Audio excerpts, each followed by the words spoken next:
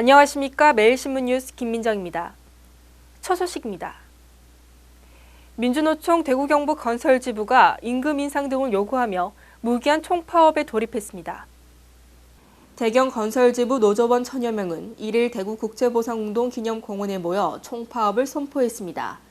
노조는 이날 집회에서 임금 인상과 함께 임금 유보 관행을 없애라고 요구하고 건설 현장에서 임금을 2달에서 3달 동안 체불해온 관행을 10살 이내로 변경하라고 촉구했습니다.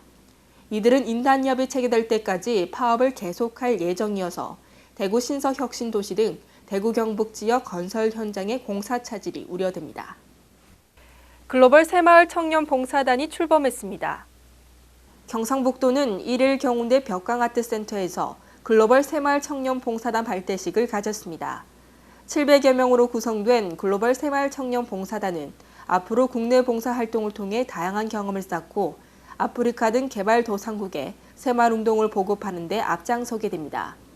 도는 새마을운동 해외 전수를 위해 2007년부터 매년 여름방학 때 대학생 새마을 봉사단을 아시아와 아프리카에 2010년부터는 새마을 리더 해외 봉사단을 파견했습니다. 풍부한 관광 자원이 있지만 접근성이 낮았던 5개 지역에 새로운 철도 노선을 개발해 철도 관광벨트를 구축하는 프로젝트가 추진됩니다. 코레일은 지난달 개통한 중부내륙벨트를 시작으로 내년 4월까지 5대 철도 벨트에서 관광열차를 새로 운영할 계획이라고 밝혔습니다. 5대 철도 관광벨트는 제천과 태백 등 백두대 간의 풍광을 즐기는 중부내륙벨트, 부산에서 여수까지를 잇는 남도해양벨트, 도라산과 백마고지를 비롯해 비무장지대를 테마로 한 평화생명벨트, 천안과 익산을 연결하는 서해 골드벨트, 부산에서 포항까지의 동남블루벨트로 구성됩니다. 중부내륙벨트는 지난 4월부터 운행되고 있으며 남도해양벨트는 올해 8월, 평화생명벨트는 10월, 서해 골드벨트는 12월, 동남블루벨트는 내년 4월부터 운행이 시작됩니다. 코레일은 철도 관광벨트가 구축되면 오는 2017년까지 이용객 수가 1,700만 명까지 늘고 18,000개의 일자리와 1조 4천억 원의 생산 유발 효과가 있을 것으로 예측했습니다. 의사의 전화진료 자체는 직접 진찰에 해당하지만 요양급여 대상은 아니라는 대법원 판결이 나왔습니다. 대법원은 환자를 실제로 진료하지 않았거나 전화로 진료한 뒤 건강보험관리공단에 요양급여를 청구한 혐의 등으로 기소된 의사 44살 김모 씨에게 벌금 1,300만 원을 선고한 원심을 깨고 사건을 서울고등법원으로 돌려보냈습니다. 재판부는 전화 진찰을 내원 진찰인 것처럼 꾸며 요양급여 비용을 청구한 것은 사기죄에 해당한다고 설명했습니다. 다만 김 씨가 자신의 불면증을 완화하기 위해 병원 직원 명의로 향정신성 의약품을 처방한 혐의에 대해서는 유죄를 인정한 원심을 뒤집어 무죄를 선고했습니다.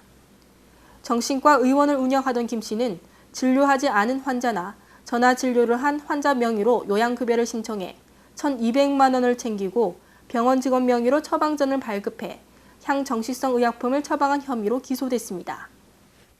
거액의 비자금을 조성한 대우건설 부사장에게 검찰이 징역 7년을 구형했습니다. 하도급 업체에서 받은 리베이트로 거액의 비자금을 조성한 혐의로 구속 기소된 대우건설 토목사업본부장 58살 구모 씨에게 검찰이 징역 7년에 추징금 20여억 원을 구형했습니다.